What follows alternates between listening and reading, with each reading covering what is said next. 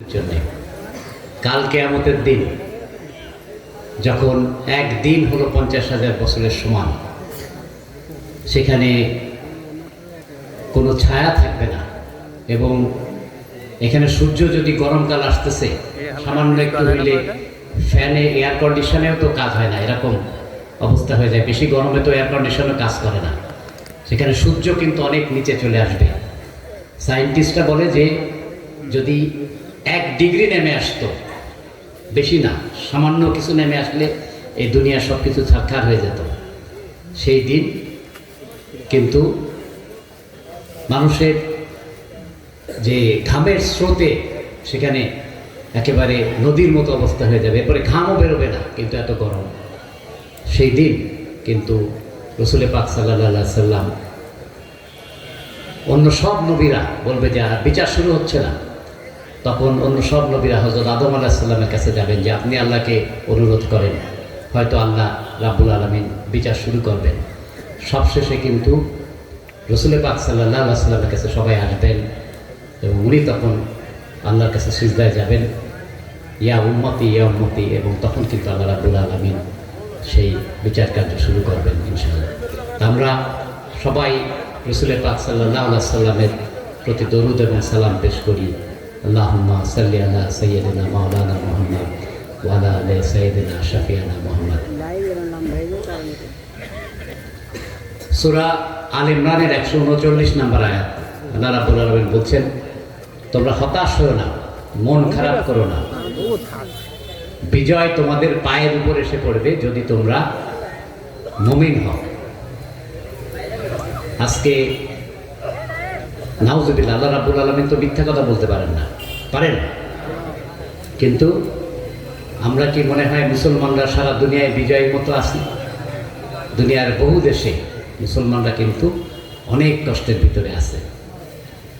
এখানে এর উত্তর কিন্তু এই আয়াতের মধ্যেই দেয়া হয়েছে, আমাদেরকে মুমিন হইতে হবে।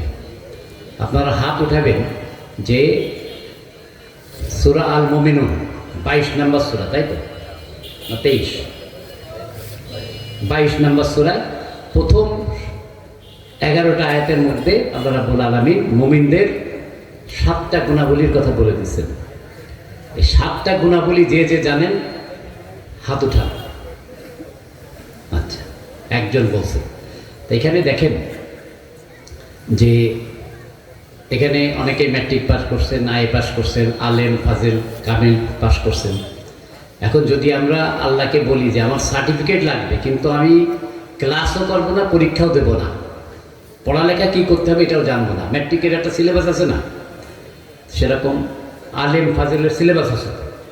তো সেরকম আল্লাহ রাব্বুল আলামিন বলে দিচ্ছে যে তোমাদের বিজয় পায়ের উপর এসে পড়বে যদি তোমরা মুমিন হও।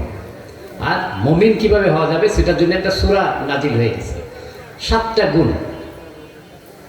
অনেক বেশি না, কিন্তু আমাদের অবস্থা কি যে সেই 7টা কি গুণ অর্জন করলে আমরা মুমিন হব এটা জানি না।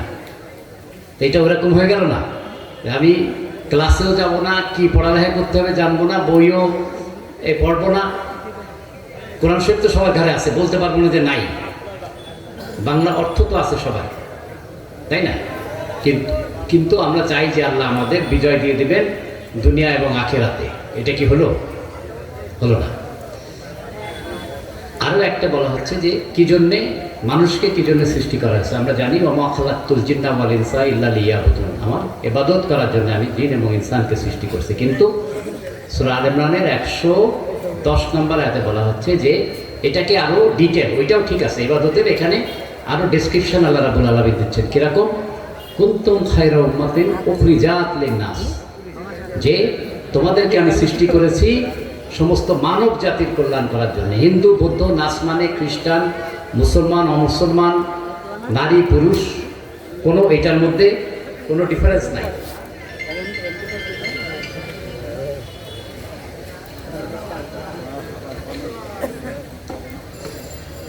তা এখানে কিভাবে সেই মানুষের কল্যাণ করা যাবে?